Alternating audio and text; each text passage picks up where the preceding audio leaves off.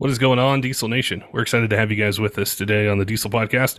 If you're watching this on YouTube and aren't subscribed, make sure to click the subscribe button, like, comment, let us know what you think about the episode. If there's a particular guest or topic you'd like to have covered, we're always checking comments on there and love to be able to take what you guys suggest and make them into future episodes.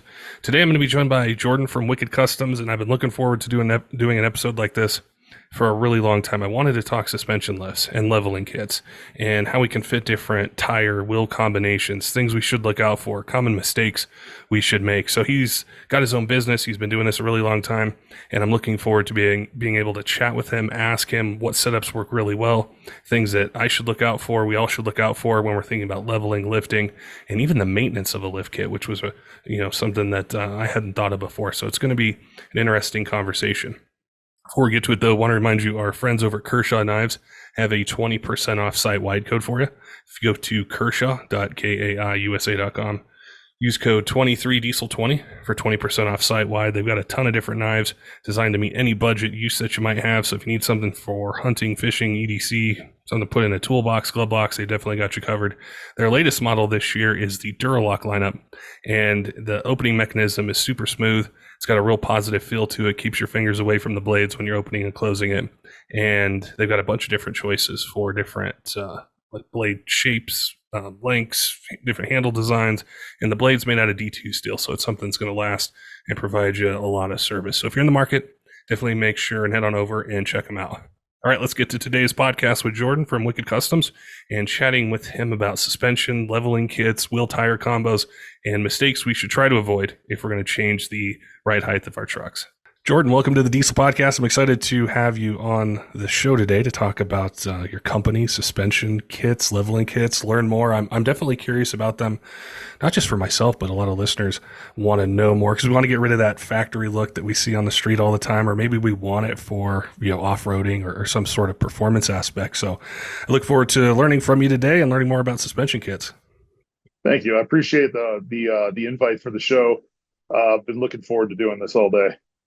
It's a topic I don't know a whole lot about. I know that I see a truck and it looks really cool, and I think I want my truck to look like that, but I don't know a whole lot. So I wanted to start with your company. Tell us about the background of it, how you got into the suspension side, and how the company's evolved to where it is today.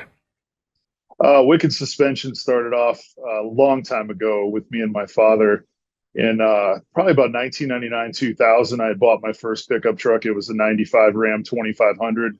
And at that point, we didn't really have the internet. We didn't have social media like that. I mean, there wasn't an outlet like there is today to be able to do research. So we built suspension parts in our backyard in our Quonset hut. And we did the best we could with books for race car engineering. And my dad, he was an engineer for Briggs and Stratton for 30 plus years. So we had a mentality that if one guy can do it, anybody can do it. And we built a 10, 12-inch kit for this Dodge Ram. We did it on a steel table with chalk and in angle finders in the most Viking way possible. I mean, we didn't have CNC machines. We didn't have AutoCAD. We didn't have anything but a book and a little bit of intelligence and a will to get it done. And there wasn't really big kits out there that were available to us that weren't being built somewhere, somehow. And being that a Ram was a 4-link suspension, it was like the dawn of a new era at that point in the front of that truck. So everybody knew leaf springs up until then. And it was more difficult now to do lift kits. So at that time, the late 90s, and I'm showing my age, I'm 38. So you can imagine I was about 14 years old. And yeah, 14-year-old back then, I worked my ass off and bought this truck, and I just had to have it. But we built it for 2 years before I even drove it. And Wow. Back then, that truck was $16,000 used with a 12-valve Cummins. So you can imagine the times were a little different back then. Oh yeah. So I still have the truck, by the way. But let me get back. So we built this kit, and we messed up everything. I mean, we did our best. We did our best interpretation. There weren't books that said this is how you build a street lifted truck. There was books about race car engineering. There was books about how to build a track car. So we did our best to interpret everything and make the best 4-link we could. So we built a short arm, long arm, messed it up. We ended up making it a full long arm, and then we did coilovers from from Fox. And at that time, you had to order them from California and wait God knows how long to get them. And then we figured out all the steering wasn't good enough, so we had to do all that. And then it was one thing after another, and we just kind of messed it up until then.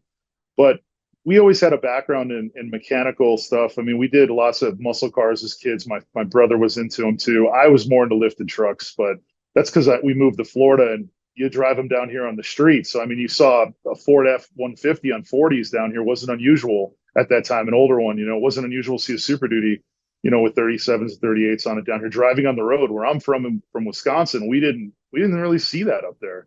So I mean that influence was big. That's how the wicked suspension kind of oriented. But later on, I decided I was going to play basketball. I'm a large guy. I'm 7 foot tall, and I'm built like an athlete. And I decided I was going to play basketball and go to the NBA. That didn't quite go the way I wanted it to, but I always had a game plan to start a custom business when I retired from the NBA. So earlier on, I just kind of let the basketball stuff go when I was 22, and I started Wicked Customs after about a year of working at Home Depot and kind of getting my shit together. I started Wicked Customs at 22. That was 2005, 2006. And we started installing lift kits. And then the recession came in 2008. Everybody hates that word, but this is a pivotal point where a lot of companies went bankrupt. FabTech had issues. Superlift had problems. All these major companies were really cutting back on how many lift kits they were making and how many people were actually buying them.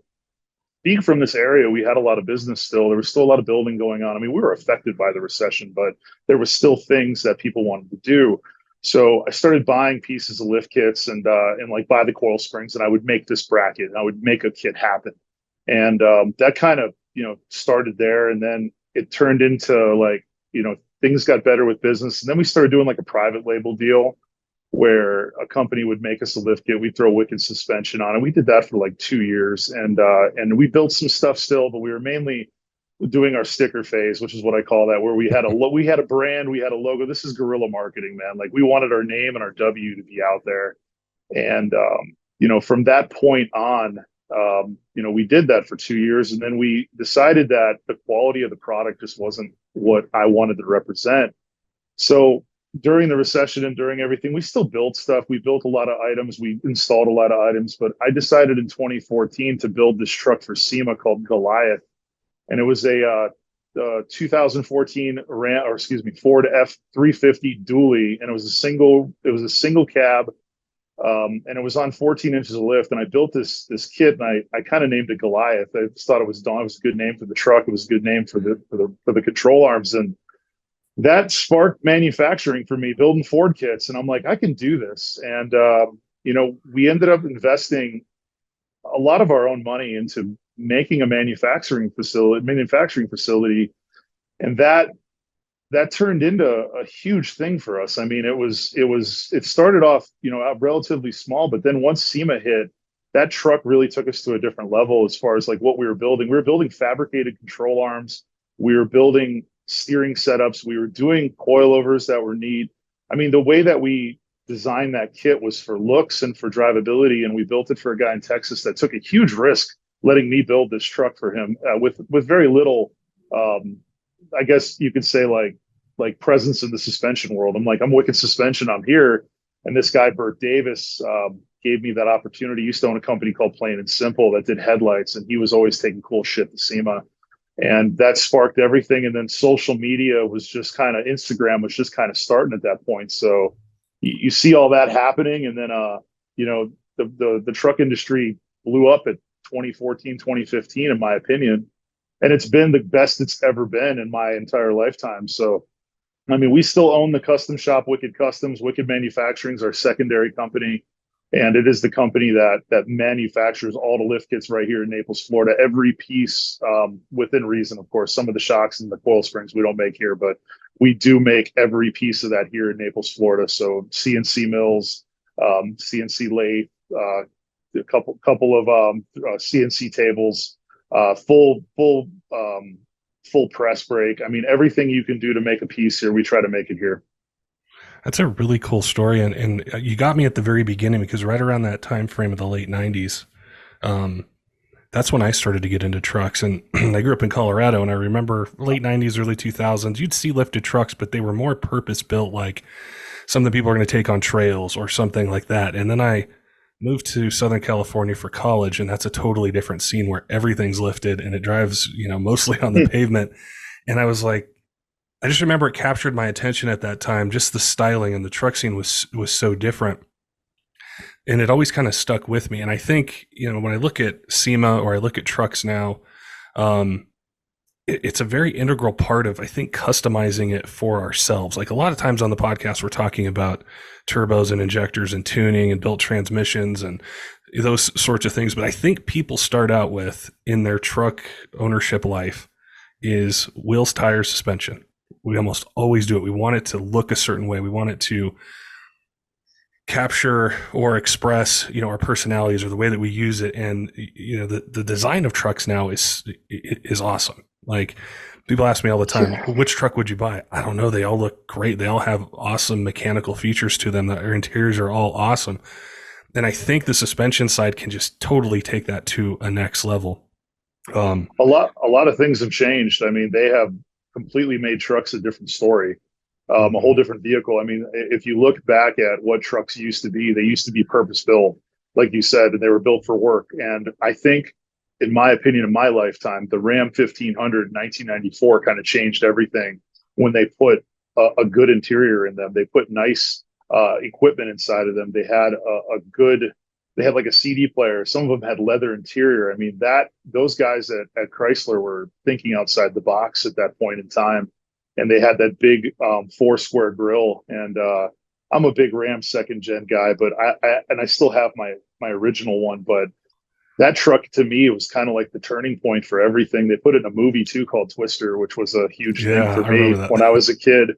I love that truck. Bill Paxton, man, and that red Dodge. If they ain't got a hair on their ass if they don't put that truck in the new Twister movie next year that's coming out, or a red Dodge Ram. If they do something else, I'm gonna laugh. But it would be interesting to see that. But that truck was a big part of it. I wanted a red Ram for as long as I remember, and I ended up with a black one. But trucks today, like you said, they're all great.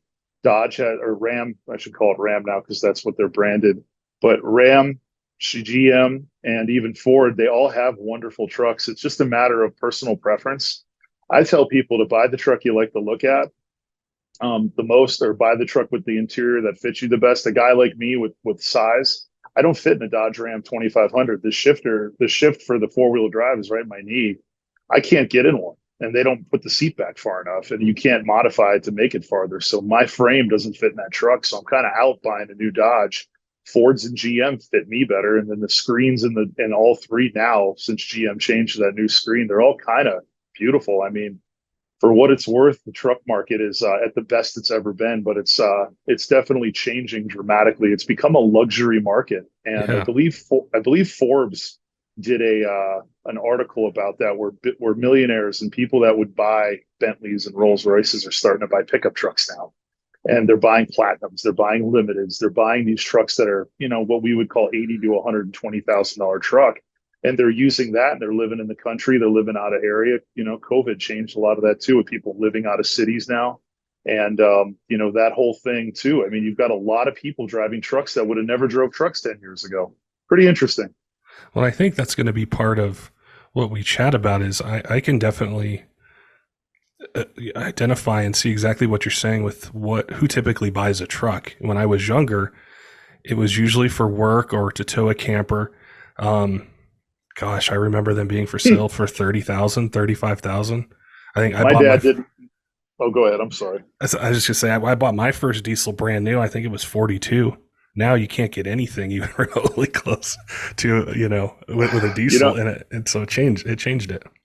My dad didn't have an extended cab pickup truck until probably 1998, and it was like everything was single cabs, and everything we had a single cab. But the pricing wise, I mean, you're absolutely right. Prices are a lot more than they used to be, but I think that comes with demand too. Like pickup trucks weren't the number one sold vehicle in America at that time, and I think they're taking advantage of that. I mean, it's probably the most profitable vehicle they make. I don't get into the details there, but when it comes to like an older truck, like I go back to my '95, that was a brand new truck, $34,900.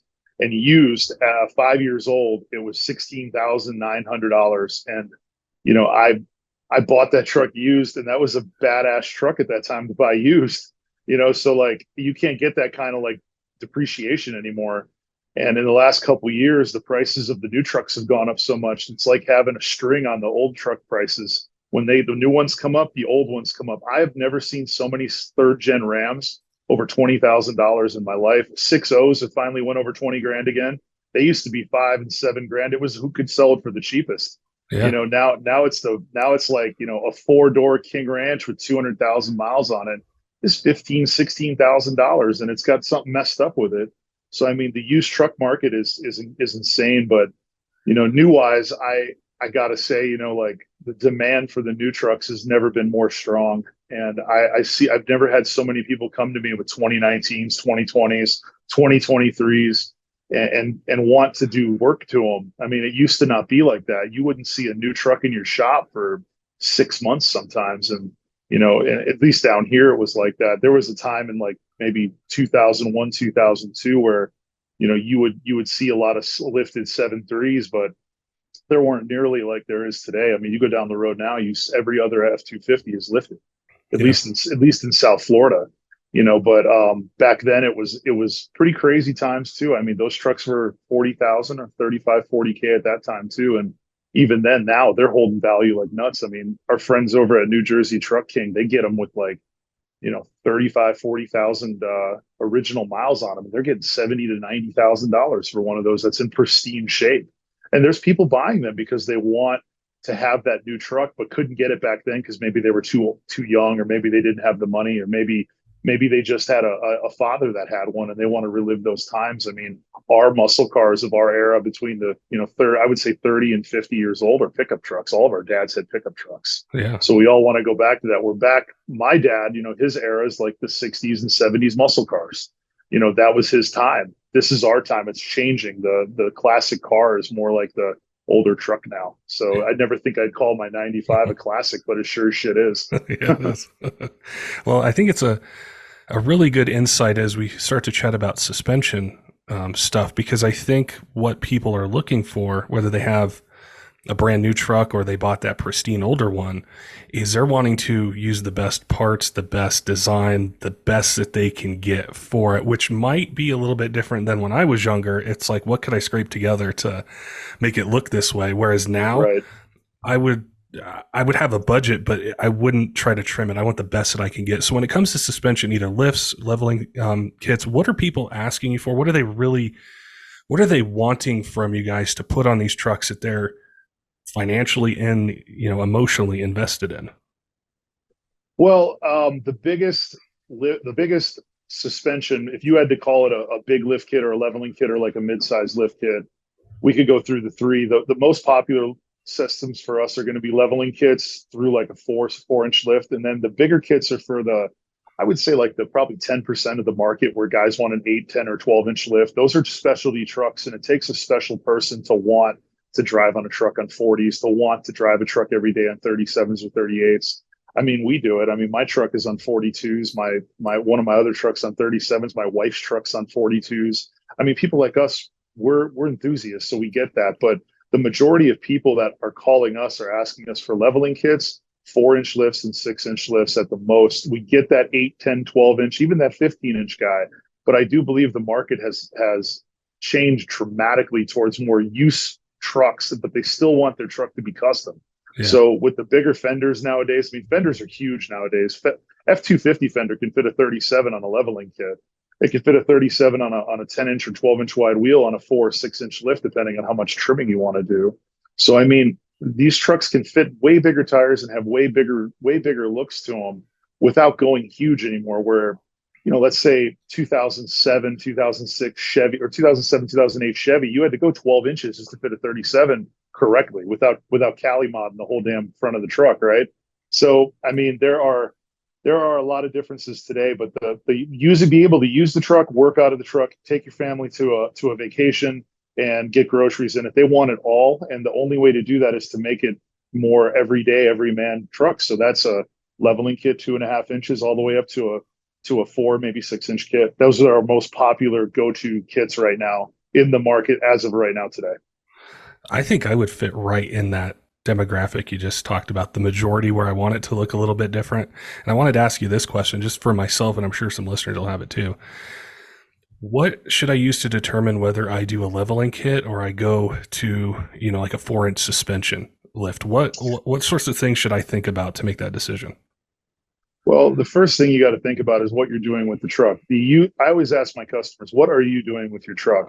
Some customers will answer me and say, I don't do anything with it. I just like having a truck. That's cool. So in that case, you can do a 6-inch lift, a 4-inch lift. You can do whatever you want, not have any issue with the truck performing or doing the task that it was meant to do.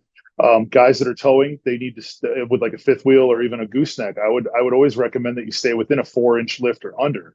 Granted, there are guys that defy that, but to me, safety is a big thing. So I've hauled with every size lift kit, and I would rather haul a fifth wheel with a 4-inch lift. And that to me gives enough room for the rails to touch the camper, not to touch the camper potentially. You can get in some areas that are not flat. Making the decision on your lift kit is really a matter of what you want to do with your truck. So if you don't know what you want to do with your truck, drive it for a couple weeks and see what you do with your truck. Job site work is another one. Like, not a lot of people want to throw stuff in the back of a 12-inch lift that's, a couple 100 pounds, like a whole bed of 2x4s or maybe concrete or something like that. It takes a special guy to want to do that. And for a guy with a 4-inch lift, he's going to be able to do that just like if he would if it was stock. Even with a 6-inch lift, it's a little bit taller, but it's still manageable to work out of or to use, and then really personal preference. What do you want to look at every day? Do you want to look at this big truck that's badass and you want to be happy with that? Or B, do you want to look at something that, is more friendly, like visually, where it's for everybody, where you can have a 4-inch lift and it doesn't tower over the other cars in the parking lot. It's easy to park. You can get into a parking garage. You can park it in your garage. That's a huge thing in the last couple of years, is parking trucks in garages. I have every height pretty much for an F-250 or a Ram 2500 to get into a garage so that you can fit your truck in a garage where you can do a 37, a 22, and a 4-inch lift and fit in most conventional homes that are built in the last 5 years. That's really important. And down here, they have some communities have truck laws where you can't park your truck outside. You have to park it in a garage or you have to park it in a community parking lot. Those are things you have to consider too. The other thing too, I mentioned to people is the maintenance behind having a large truck versus having a leveling kit or a 4-inch or 6-inch lift. So the bigger you go, the more maintenance you have to do. You have to have a good relationship with the shop that you're doing the business with, or have a good relationship with the company that's selling you the suspension lift, because there are things that need to be greased. There's things that need to be adjusted. There are bolts that need to be checked. There is no such lift kit on the planet that you don't have to check your bolts at least once a year. So a bigger truck with more miles on it, like let's get, for instance, a 2020 Ford F-250 with a 12-inch lift. I tell my customers every 6 months, you got to come in and get your truck checked, like going to a chiropractor, going to a dentist. Get it looked at, get it checked over, look for wear. If you drive that thing into the ground, it's going to cost crazy amounts of money to be able to fix it, because you ruined a lot of things that you could have just solved with one small maintenance check. Where a leveling kit or a 4-inch kit, you don't really have to look out for too much maintenance on those, because there's not a lot of moving parts that we're adding to the truck. And even Wicked Suspension, my brand, I mean, we're not immune to issues, but the bigger the kit, the more wearables you're going to have to go through and things you have to check out. So if you want to have a very problem-free or a easy way to go, don't go over 6 inches of lift. But if you go over 6 inches of lift, you got to know that whatever shop you go to, whoever installs the kit, just stay on your maintenance and make sure that things are greased, that the adjustments are done, and that your alignment is on check. Because big trucks carry big responsibilities. I like to compare them to owning a Ferrari or a Lamborghini. Those vehicles require maintenance of, $3,000 oil changes and things like that. You have to know what you're getting into when you do a truck that big. So, I mean, obviously those factors are always a thing that you want to keep in mind when you're lifting your truck. You don't want to lift the truck, hate it, and then sell it and lose your ass on it either. You want to enjoy the truck. And my goal is for me to sell you a lift kit. You keep it for 1 or 2 years or through the model year that the body style change, and get another one and call me again. That's what I want you to do. So if I don't recommend the right kit either, ask the right questions, things could go sideways. I can't tell you how many times a day somebody calls me and tells me they want to put 40s on their truck. And I ask them, first question, have you ever had 40s on your truck? And I would say 50 to 60% of those people say no. They don't understand what it is or what it takes or how much they even cost. So once we get into it, they realize that 40s might not be for them. Maybe they're more into a 6-inch lift than 37s. Once you start bringing up things that you've been through or that are going to happen, are you okay with doing this stuff? That's really up to the sales guy or the person on the phone talking to you too. So to end it, I suggest that you really look at what you're doing with the truck and feel out what you want to look at every day and how much maintenance you want to do on it, deciding on how you want to modify your truck. I think that really circles back around to what you mentioned in the growth of your company with social media. And I think of Instagram first because I probably use that the most, but I'll see this truck and I love how it looks. I love the wheel and tire setup. I love how it sits. And I think I want that. Maybe I want red. Maybe I want white. Maybe I want black. Maybe I want blue, but that's how I want my truck to look. But I have no concept of what my maintenance is. Am I going to want to get in and out of it like that? Where am I going to park it? How easy is it to navigate? And so I think being able to chat with you and learn some of these things is going to be really helpful for people. And one of the things I was thinking of, and we talked about the big lift kits. What about a leveling kit? Are there any things that I need to pay attention to as a truck owner that might change either with my maintenance or other upgrades that I need to do, or things I should think about for just leveling my truck? Absolutely. Leveling kits are an interesting thing. You can go in a price scale between, I'd say, $100, and you can go all the way up to, $5,000 pretty easy buying a leveling kit. What's the difference? Yeah. The biggest difference I tell people is to look at the components you're getting. Let's go to a Ford F-250. That's my favorite truck to work with, so it's my easiest one to talk about. You can go on many websites and find a leveling kit that's 2.5 inches, and that leveling kit will be $299. It'll come with shock extensions and a coil spacer. That does the job. That does the job. Absolutely. The truck's going to be 2.5 inches tall. The look is going to be there. That does what you need it to do. But what are the consequences? Consequences are you have no caster anymore. So guess what? You're going to be driving all over the road at 70 miles an hour, maybe even 60 miles an hour. You're not going to be happy with the way it drives. The second thing is the track bar. Is the track bar centered in the truck? Does it have tension on it now? Some of those kits that are less money don't come with those products. So you have to look at it and go, okay, well, I only paid $200 or $299 for this kit, and it got me 2.5 inches, but here's the consequences to it. These are the problems I'm going to have. The track bar is going to last 20,000 miles. The drag link's going to last 25,000 miles. The truck's going to drive like crap. Okay, is that worth $299? If that is to you, then that's your kit.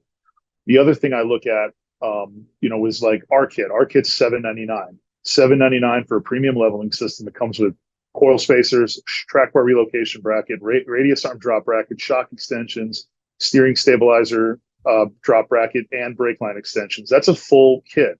Now, it's a base kit. I tell people it's like an XL F-250 or an XL pickup truck. Comes with everything you need to drive the truck.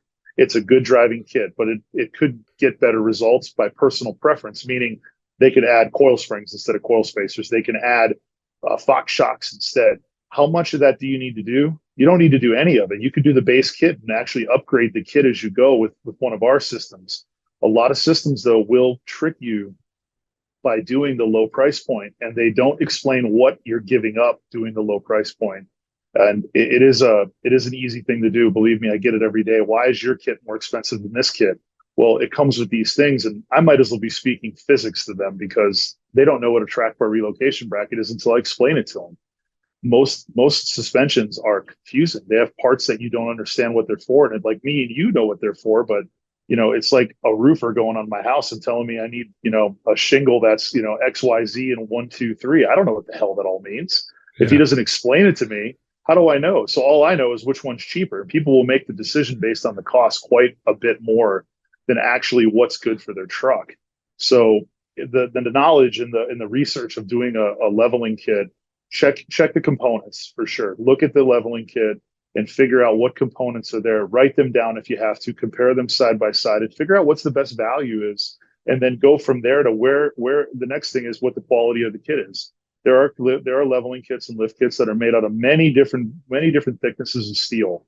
So you're going to have 1/8 inch, 1/4 inch. You're going to have a lot of 3/16 out there. Everything we do is out of 1/4 inch. Everything we do. I'm a firm believer in 1/4 inch heavy or nothing. That's how I work. But a lot of some other brands may be more cost effective. They're going to cut corners and do different quality things. There's nothing wrong with that. The product still holds up, but at the same time, you go back to what am I doing with my truck? Am I towing 40,000 pounds behind it? What am I doing? Do I trust this lift kit I'm sitting on? Next question.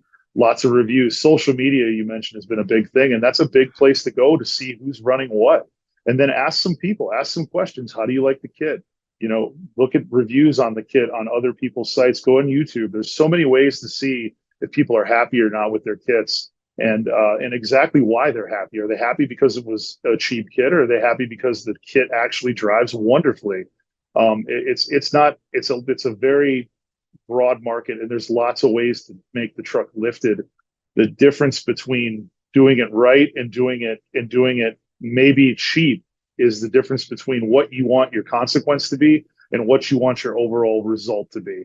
We try to make suspension lifts that have no consequences, other than, of course, the truck's higher than it used to be, so it's a little harder to get into, or maybe the truck's a little slower than it was because it's got bigger tires on it. Those are natural consequences. Those come with the territory.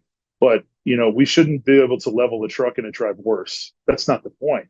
The point is to level a truck and for it to drive equally or better than what it is now. And I really do try to design products that are like that, and design products that will last longer than I will.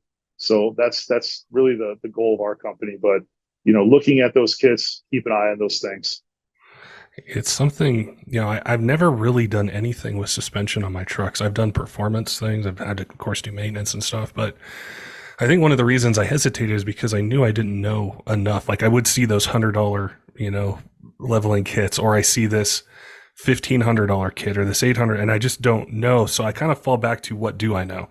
And, one of them might be, say, with like a transmission. You have a transmission go out and you see a rebuild kit for $500. Well, is that going to have billet shafts? Is it going to have a billet triple disc converter? Is the valve body modified? Do I need it? Does the pump need to be modified? Do I need tuning? So that's kind of why I asked that question, because I wanted to understand more of, if I just go into Google and type, 2020 F250 leveling kit, I'm just going to be inundated with tons of information and not know what I'm looking at. So like for me, I would probably be one of those customers that would say, okay, I want your leveling kit, but let's do the coil springs too. Let's do the shocks. Like, I don't want to worry about it. I spent a lot of money on this truck. I want to make sure it lasts and performs just how I want to. Let's spend a little bit more. Or maybe I don't need it. Maybe I don't need those things. And so I think those kind of questions will really help guide people. I know there's going to be people listening and they're like, man, I've wanted to do this with my truck. I love hearing Jordan talk about this stuff. When it comes to GM, Ram, Ford, how is there a particular brand you guys have, say, more products for, or ones that you're expanding into, or what does your product look like for the big three? We have products for all three. The Ford Super Duty is going to be our specialty. That's kind of what we fell into, just because of the area down here, and also and I mean that by, like, we have the most of them here, so we were able to do a lot of R&D in our early days on Fords. But we do a lot for GM too. A GM 2500, 3500 trucks. We do quite a bit with the Ram 2500, 3500, even the 4500, 5500 series as well. We don't do a lot of big kits for Rams, and I just haven't gotten around to it. The Ram market, in my opinion, is different. It's one of those markets where it's very specialized, and it's hard for me to break into it, because I don't feel like it's as popular as the other two. And from a financial standpoint, you always want to be in the popular market. But then again, my company specializes in a lot of niche markets too. Like, why do you build a lift kit or a leveling kit for a Ram 4500? Well, there's quite a bit of them out there, and a lot of people want to mess with them. So that's also a good place for us. And as far as my particular company focus, it's definitely Ford, GM, and then Ram being a third. It's really interesting because, like I mentioned before, we chat about a lot of performance stuff and engine stuff, and it's almost the complete opposite, where Ram and the Cummins, that is like the king of the racing, aftermarket, everything. But when I noticed that, when I think of, suspension, I could see how the numbers and the popularity, like, Ford's been selling them, as the top brand forever. And there's just so many of them out there all over the country. And then GM, is right there as well. So it's really interesting you mentioned that. And I kind of like that perspective, because like I said, it's always, I want, 2,500 horsepower, you need to do a Cummins, or I want 3,000 horsepower, I need to do a Cummins, but how it's different on the suspension side. I think a lot of that performance had to do like with the Cummins being an inline six. I mean that setup has always been. I hate to say this because I'm not that into diesel performance anymore like I used to back in the day. But the 12 valve and the 24 valve Cummins were always less money to get horsepower out of Yeah. until a certain point. So like you could get 200 or 300 horsepower out for so much money, and it was affordable. But after that, you start messing with injectors, you start messing with fuel systems, and then you got to mess with your head studs, and then you got to do a different probably different internals on your transmission at that point. I mean, to me, a Ram in transmissions. I've had plenty of Ram transmissions go out on me in my own truck and also in customers' trucks where they've left me stranded. So I don't know how. I don't understand it, but I do have a Cummins tattoo on my arm, so I do get it. Even though I drive a Ford and I drive a GM and I have a Cummins, but it's not my first choice. I can't even fit the damn thing, but I have a Cummins tattoo.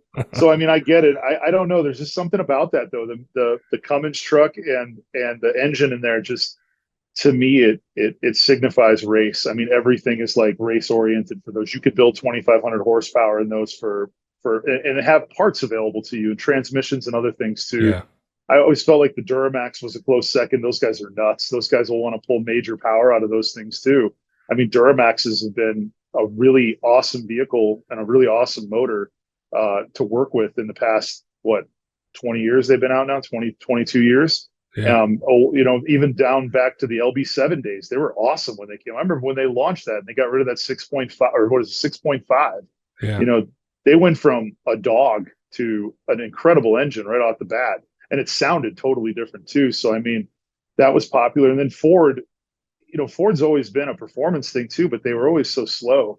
7.3s were just they could pull anything, but you better have time, to get where you need to go. They'll pull anything up a hill, and there were people who probably hate me for saying that, but they were always slow, so you always wanted to modify them. And those trucks had a lot of things like those piggyback blue chip pieces they used to put on them. Yeah. I'm showing my age now, but those things were popular, and you get 75 horse out of them, and that truck would be a whole different animal.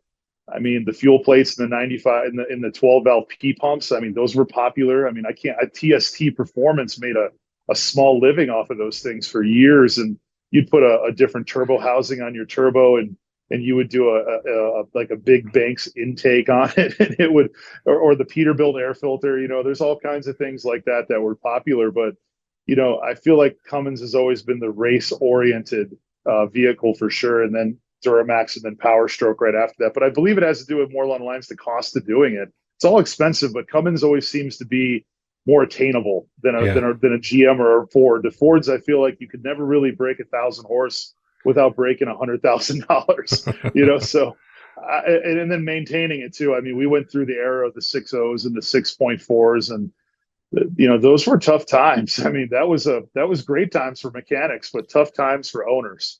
Yeah. And I watch people buy those trucks and be proud of them and blow them up, just because they put a super chips on them or something. It was really easy to do. I had a 6.0. It never blew up, but I mean, I had a 6.0. Everybody had a 6.0 at that point. So I mean, I feel like that was a one of those times too where that truck was crazy fast out of the box too, for what it was at the time. I mean, trucks today, they blow them away, but back then, I mean, that truck was a monster, especially Yeah. after an intake and a chip and an exhaust system. I mean, those trucks were great until they blew the head off of them, and then they weren't so good. But I agree with you. I was going to ask you something because we talked about kind of the more custom, I'd say lifts, the bigger ones where, I'm sure with those types of customers, you want to talk to them one-on-one, set up a plan and everything. And we touched on the leveling kit, but for that 4 to 6 inch suspension lift, what would you say are three common mistakes that people make? They call in and say, hey, I lifted my truck. I don't like how it rides or whatever it might be.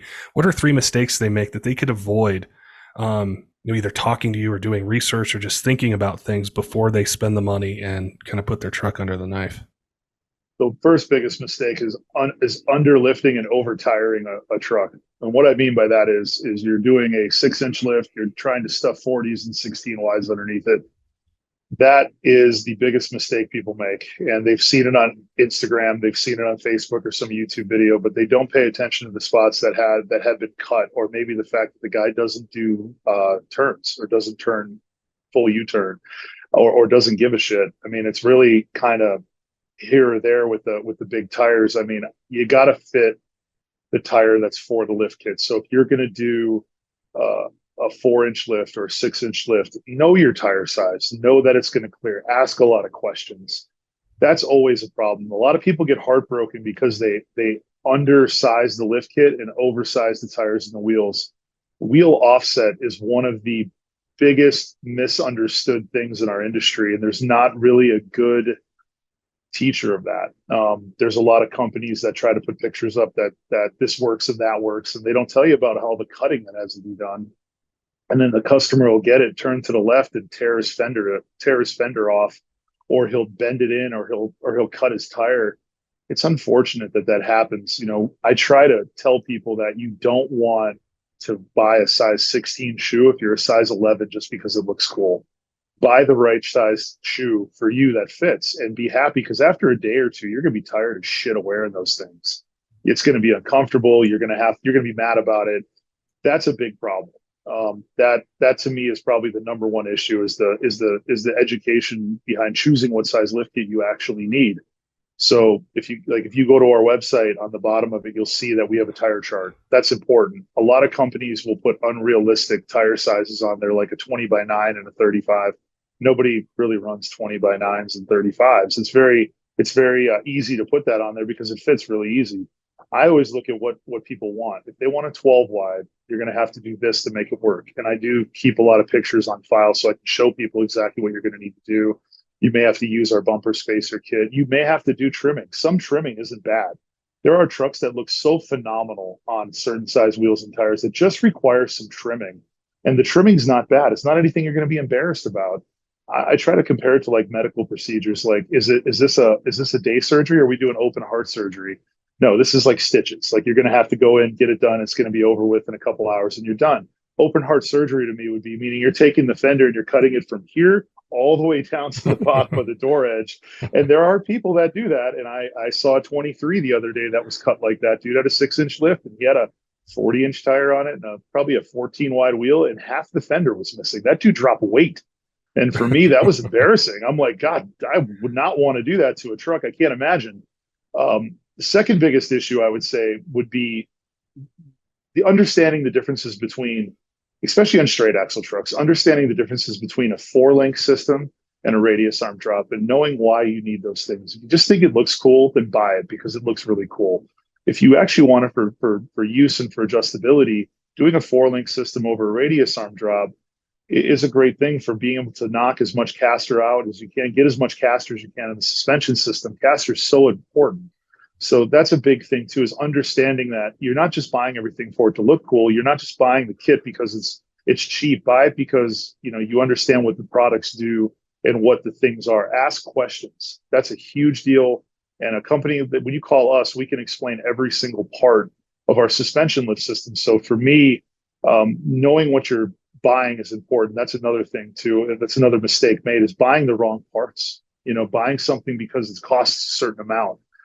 Paying attention to the cost is important. Knowing the value of something is important. Not everybody needs coilovers, right? So, I mean, you can buy a badass coil spring setup and not have the things that coilovers come with. You can do many different things that, are more budget friendly, but are really good. You don't always have to buy the $10,000 suspension system. You don't have to buy every bell and whistle. I preach that. So knowing what you're buying is very important. As far as the third thing, understanding that there's maintenance. That's a misunderstood thing. A lot of, again, a big part of our industry doesn't understand maintenance. They don't tighten bolts. They don't look at things the way they should. They don't pay attention to it. They get it. It's pretty. It looks beautiful. They run it into the ground, and then they don't do any maintenance, and then they have problems. Understanding your maintenance is a big thing. Knowing what it takes to own the lift kit is a huge thing. Most lift kits that are out there require very little to no maintenance, but still require maintenance. They still require you to go back and get an alignment. They still require you to go back and do bolt checks. If we did those things more, we would have less issues. We would see less things happen to trucks if we just did more maintenance and did more bolt checks and actually, made an effort to have a suspension looked at every 6 months to a year. That's all it really comes down to. And if you look at what we do to our bodies, like, we brush our teeth, we go to the dentist, at least most of us do. We go to the doctor once a year. We go to the chiropractor if we need to, things like that. That's maintenance on our bodies. Look at our vehicles the same way. If you do that, you're going to have a vehicle and you're going to have a lift kit that's going to last a long time. And that's going to give you results that are wonderful. That to me would be the three biggest things. It's a lot of really good advice. And I know there's going to be, some listeners out there that probably have a specific question for you, or they want to take a look at, like a leveling kit for, a 4-inch kit or 6-inch or some of the others that you offer. How can they find your company, like the website, find you on social media, reach out to you guys and ask questions? The easiest way would be to go to www.wickedtrucks.com, and we have a lot of information on there. All of our products we sell are on there. Very easy to get a hold of. You can go on Instagram and you can look at all of our different trucks that we've put out. Knowing what you want is important. I mean, if you I tell people to take a picture, take a screenshot of the truck you like, and ask me some questions about it, and then from there we can educate you on what lift kit you need. Very cool. Well, it was awesome to chat with you, and I always like to learn on episodes. And like I said in the beginning, suspension is one where I know something looks cool, but I don't know what my options are, the maintenance, the things I need to think about. So I definitely learned a lot chatting with you, and it was really cool. I'm sure one day I'll have some questions for you when I finally settle in on that truck I want and what I want to do to it. But it was what's your favorite truck? Oh, I have to separate them between like old and new. If I was going to go new, I think I would do a Super Duty because of the transmission, the engine. Yeah.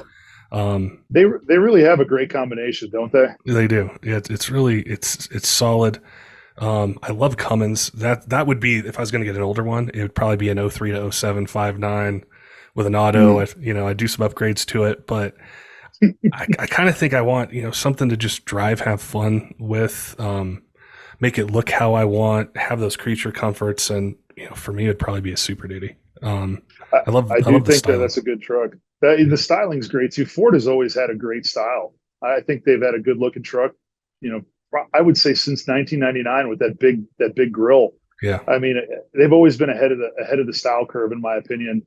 But yeah, I agree with you. Ford Super Duty, absolutely the best truck all around to modify. There's the most parts available for them. There's the most wheels for bolt patterns too. That's the thing a lot of people don't realize is that Ford has had the same bolt pattern for eons, I feel like. So, I mean, there's a lot of wheel choices out there. You can get anything between a cast wheel and a forged wheel too. Lots of cool accessories for them. Lots of performance mods. I mean, there's all kinds of things for Fords. Ford seems to be the most modifiable truck all around. Where Ram and GM, they have a lot of things available for them, just not as many as the Fords. So I think a lot of companies focus on Ford and aftermarket more than any of the other brands for sure.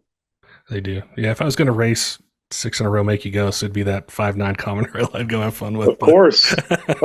Well, it's like anything. I mean, again, that Cummins has the most products. I mean, I'm seeing guys build billet blocks. Yeah. I mean, a billet block.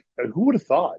Yeah. We have CNC machinery here to be able to build our products, and I can't even imagine building a block from scratch out of billet aluminum. That's incredible. Yeah. That guy, that shredder guy, I've seen him pull a bunch of major numbers. I can't tell you. I think he hit 2,000, but I mean, he's blown up 2 or 3 engines, maybe more, and it's just that truck just has a look to it and a sound to it that's just aggressive. It seems like any high horsepower, it's always Cummins. Oh yeah. And the Ford stuff is more for the guys that are pulling the Cummins to the track. Maybe that happens a lot. You'll be surprised how many of the race guys I chat with that do that. I always say it's like the Ford truck has the biggest back seat. It's got the nicest dashboard. It's got really good cruise control. It's very comfortable. Everything is in the right spot. And recently, like the 2024 GMC 2500. If you look at it, the dashboard's beautiful, the ultimate, right? The ultimate setup's beautiful. But when you put the truck in drive, the volume knob is right in front of the shifter. You have to go around the shifter to turn the volume up. Now, mind you, most people don't do that. They use their steering wheel controls. I like to use the knob too. I like to press the off button when I want to turn it off for whatever reason, right? Yeah. And it's right in front of the shifter. Like, how did you manage to do that? Like, Yeah. it didn't try. I've You know, noticed like that too. little things like that just drive me nuts. I mean, the Dodge thing with the shifter with me, like, why do you have to put the four-wheel drive out 2.5 inches, four-wheel drive buttons? You know, like, I realize not many people are my size, but like they could have put those up and out of the way. The Yeah. 1500 is up and out of the way. Why not the 2500? So, I mean, it's the Ford really just has a great look to it. It has a great value inside. It comes with a lot of accessories. I mean, they are just wonderful. I mean, the new 23 has diamond stitching interior and limiteds and platinums. I mean, that's cool. You know, that's a really neat thing. I mean, when have you ever seen a diamond stitch interior in a pickup truck that hasn't been put in by Catskin Yeah, or I Road haven't. Wire? You haven't. Like, No. that's come in stock now. Whoa. Like, who would have thought? If you would have told me 20 years ago, we would have had diamond stitching and a screen the size of the TV I had in my house at the time, I would have told you were nuts. I mean, there's no way. We had cassette players in that time, you Yeah. know, and that was cool. That was a big deal. You know, CD players were a big deal, but it's pretty cool, man. That's a neat deal. I mean, I get to drive every truck every day, and I love driving Fords. I feel like that's the truck that's the truck we go to more than anything. But Dodges are great and GMs are great too. Even the some of the other ones like the Nissan Titan XD was a cool truck. It was built differently, but it was a cool truck to work with. It was unique. We had a lot of high hopes for the Cummins, but that didn't work out. But you know, some of those trucks have been great too. I mean, there's every truck now, like you said in the beginning, every truck is really, really hard not to like. It's Yeah. not. It's hard not to like, except for the Honda Ridgeline. Everybody hates that Well, thing. it used to be so different because, way back when with the Rams, like you bought that truck for the engine and the interior sucked. And you would buy the Ford for like, No, the plastic sucked. The yeah. dashboards. There isn't a dashboard in the country in a Ram that from that era that's still original. Yeah, Yeah. like you think back to like the end of the third gens, right? So like the end of the 5.9s, the 6.7s, and you get in that interior and you compare that to what like the 6.4s had. That interior was really nice, or the GMs. And it was just, Yeah. and now it's totally changed where it's like, man, they're all really nice. They'll have tons of power, great options. And I think that's where it's going to translate over, or it is, to suspensions and upgrades with no matter what we do to these trucks is we're spending a lot of money on them. I think the way that we use them is different than they used to be, the people who buy them. And so we want that same sort of quality or the same things we're used to. I mean, in our suspension kits, our leveling kits, our wheels, our tires, our turbos, our transmissions, all these other things. And I think it's making the aftermarket industry a really exciting time for quality innovation. And that's why I was really excited to do this episode and chat with you because, we haven't covered suspension really in depth in this kind of format. It's been mostly race trucks and 60-foot times and stuff, but that's a very small percentage of people who do that. Whereas nearly every diesel truck I see, not all of them, but nearly every one of them has different wheels, different tires, and they sit a little different than stock. And so I think it was really cool to learn from you and, have people start thinking about some things before they spend the money and make sure they get something that they want. So I appreciate your time today chatting with us, dropping some knowledge, giving me some things to think about for the future. And hopefully we can chat, down the road again, or you do a cool SEMA build or something else you're working on, or maybe a bunch of people reach out to you and they're like, man, can you just do an episode just talking about how I do this 4-inch kit for this year Ford or whatever it might be. So I think it'd be a great conversation.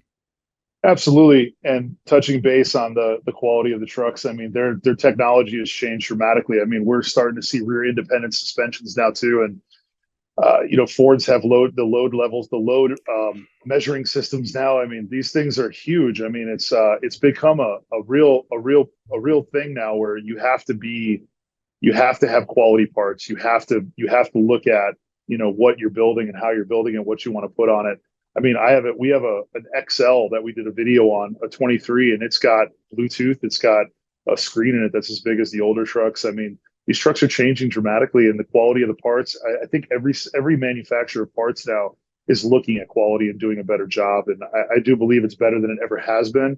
And I'm proud to be part of that industry where our quality is starting to come up, and every company is stepping up their game in terms of quality and what they're doing with their kits and how the overall drivability of the trucks are.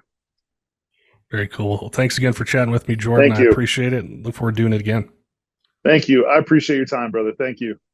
Don't forget, Diesel fans, make sure and head on over to kershaw.kaiusa.com. Use code 23diesel20 for 20% off site-wide. It's a great way to save some money, get some really cool gear. They've got a ton of different knives and really designed to meet any budget. And one of their latest releases is the Duralock model, which the blade's made out of D2 steel. There's a bunch of different choices for blade shape, size, different handle designs. The opening mechanism is super smooth, so I've got a few of them myself. Love them. Always have one in my pocket or around. Open packages do different things that I might need it for. So if you're in the market, definitely make sure head on over, check them out, and use that discount code for 20% off site-wide. I also want to give a shout out to some of our Patreon supporters. Tyler Loewen at 23 Diesel, John, J. Cole, all of our other Patreon supporters, all of you who subscribe on YouTube and podcast apps, follow us on social media. We appreciate your support here in year 7 of the Diesel Podcast and look forward to bringing you more of the content you want to hear in 2023. Until next time, keep the shiny side up.